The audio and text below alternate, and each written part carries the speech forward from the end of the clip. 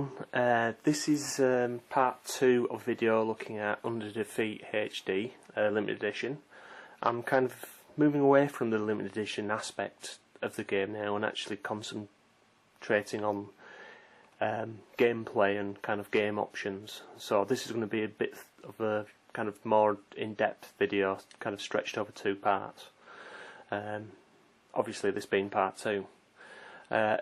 Right, I'm filming this part old school with the camera just in front of the screen, just because it's easier than filming it and doing voiceovers, plus it's a little bit more kind of interactive if I can just film the menus like this. The gameplay aspect of the game I'll actually do a screen capture for, so you'll get to see some higher quality kind of graphics for that. Or footage. So nice little tile there for Under Defeat. Let's load it up. So I spent a little bit more time with this game, but as you'll kind of see when I actually start playing it, I've not done that many achievements or really played it, huge amounts. But yeah, you'll see that the game itself looks absolutely gorgeous. They've done a really good job of converting the game. It's like the DC game looks impressive enough, but kind of the lovely HD graphics on this kind of bring out a lot of the detail. I think I graphically still prefer the DC version, but I mean this looks great. So there we go, that's intro sequence. And as you can see, the game itself looks really good. So we'll have a go into the menus and ourselves then, and I'll show you all the lovely game options. Alright, just load that up. So here's the main menu, and obviously we've got the 2 kind of major game modes here. We've got New Order mode, and we've got the arcade mode as well. The practice modes basically mean you can kind of start from any point in the level, any point on any of the levels that you've already completed. It's a good way if you kind of like, if you're playing for score, to kind of like to to maximise your score in those tricky kinds of areas. I'll delve into these menus a bit later on. We've got our achievements there, which is obviously that, and as you can see I've not done that much on it yet. Leaderboard, that's pretty straightforward. You've got your normal options there, you've got the new order mode, arcade mode, local options and online options as well. We've got a gallery on there as well. I presume a lot of this is kind of like unlockables, because looking at the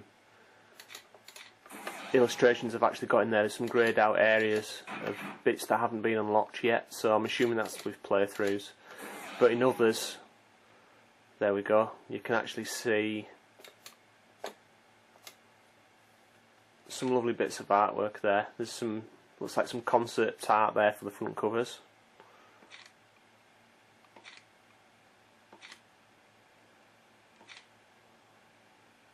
Concept art for the enemies.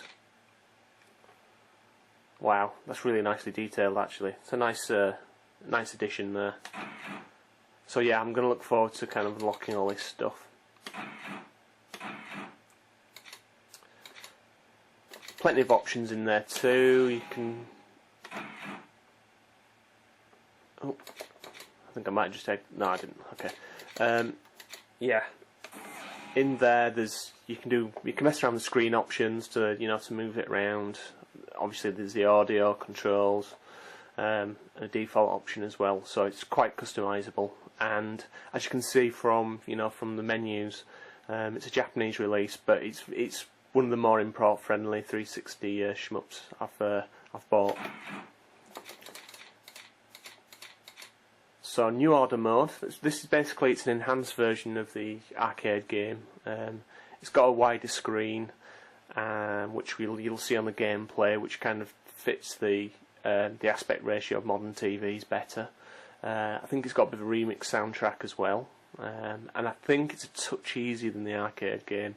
It's still bloody brutal, has to be said. So you can just do your normal game start, mess around with your difficulties and your stock options as well.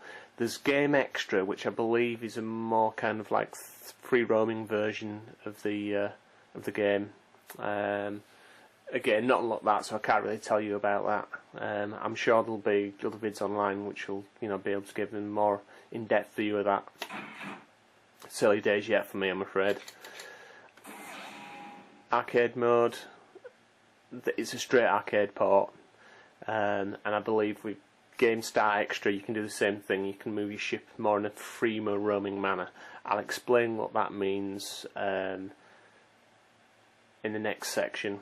I'm going to say next section, but I'll explain what that means now. When you actually play in arcade mode,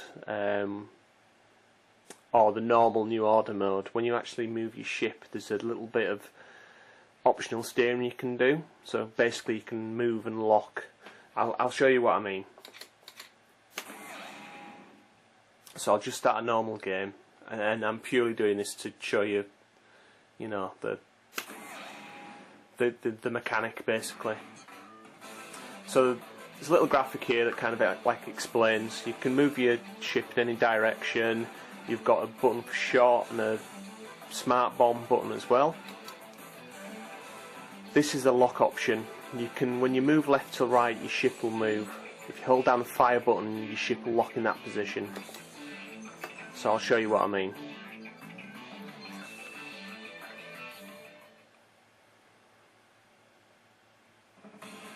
Okay, so I'll move my ship left and right there. That's fine. Hold down the fire button whilst I'm moving, let's say, right, and I'll lock in that direction. It's a simple mechanic, but it's quite an effective one. Another thing is, if you actually don't press fire at all, your option will charge up, and then when you can fire it, you can see the little bar down on the left hand side there. That'll deplete over time, so then I've got to let go of fire again and then press it again, and my option will reappear. Collecting these power-ups defines what the option does. I've just died there, just showing you. As you can see from the New Order mode, it fills the screen completely. If we exit out of here,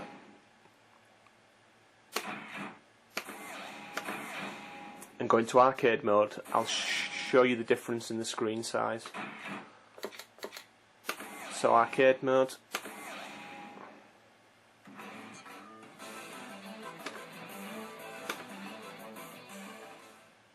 So as you can see, the screen's a lot smaller, and this is more like the arcade game.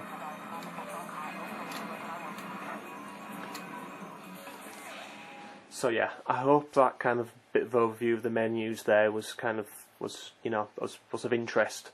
I will now put some gameplay vids on of both both modes.